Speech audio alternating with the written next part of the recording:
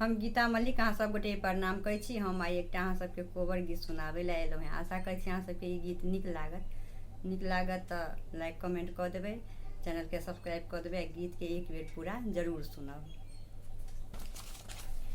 कोबर के देखू झलकिया है सखिया, कोबर के देखू झलकिया, कोबर के देखू झलकिया है सखिया, कोबर के देखू झलकिया। जब श्री रामचंद्र द्वारे पर आयल, जब श्री रामचंद्र द्वारे पर आयल, सासू निंघारे जमैया है सखिया, सासू निंघारे जमैया है सखिया, कोबर के देखू झलकिया, कोबर के देखू झलकिया है सखिया, कोबर के देखू झलकिया।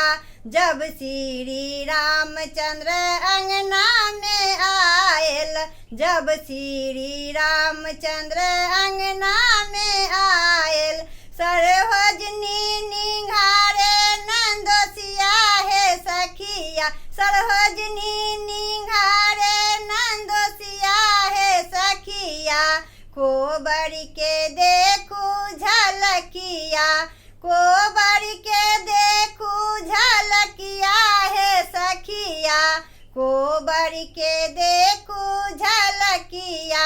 जब श्री रामचंद्र कोबर घर आयल, जब श्री रामचंद्र कोबर घर आयल, साली निंघारे बहनोइया है सखिया, साली निंघारे बहनोइया है सखिया, कोबर के देखू झलकिया, कोबर के देखू झलकिया है सखिया, कोबर के देखू झलकिया।